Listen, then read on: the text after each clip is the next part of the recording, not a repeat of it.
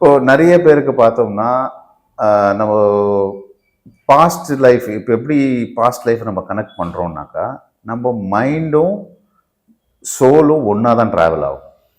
So இப்போ நம்ம பிரிஞ்சு போகிறோன்றோம்ல, அந்த உடம்பு மாத்திரம் தான் பிரியுது. மைண்டும், பாடியும் சாரி மைண்டும், சோலும் ஒன்றா தான் இருக்கும். ஸோ அது எப்போதுமே ஒன்றா தான் ட்ராவல் பண்ணும். ஸோ இப்போ முன் ஜென்மத்தில் நடந்த சில விஷயங்கள் இப்போ பார்த்தோம்னா குறிப்பிட்டு பார்த்தோம்னாக்கா ஒரு அதிகம் சோகமான விஷயம் அங்கே ஆங்கர் ஆகிடும். அதே மாதிரி ரொம்ப சந்தோஷமான விஷயமும் ஆங்கர் ஆகிடும். ஸோ இது மாதிரி ஆங்கர் ஆகின்னு வந்துருக்கும். இப்போ என்ன எப்படி இதை சொல்கிறோம்னாக்கா இதெல்லாம் சோல் டச்சிங் ஈவெண்ட் சொல்லுவோம்.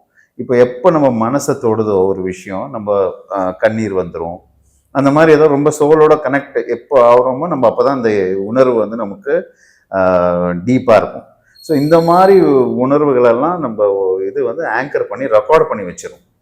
ஸோ ஒரு சில பேருக்கு என்ன ஆகும், போன ஜென்மத்தில் இருக்கிற இது வந்து லீக் ஆகிடும். லீக் ஆகி என்ன பண்ணும், இந்த ஜென்மத்தில் இருக்கிற தாட்ஸில் அது வந்து டிஸ்டர்ப் பண்ண ஆரம்பிக்கும். சில பேருக்கு ஒரு ட்ரீம் மாதிரி வரும், சில பேருக்கு ரொம்ப ஒரு மாதிரி டிஸ்டர்பன்ஸாக இருக்கும்.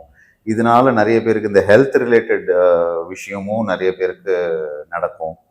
ஸோ இதெல்லாம் வந்து சயின்டிஃபிக் இல்லைன்னு சொல்லவும் முடியாது. ஏன்னா கண்டிப்பாக இது பியூர் சயின்டிஃபிக் தான். ஏன்னா இது வந்து pure psychiatry, hypnosis, self hypnosis பண்ணி தான் நம்ம இதை சரி பண்ணுறோம்.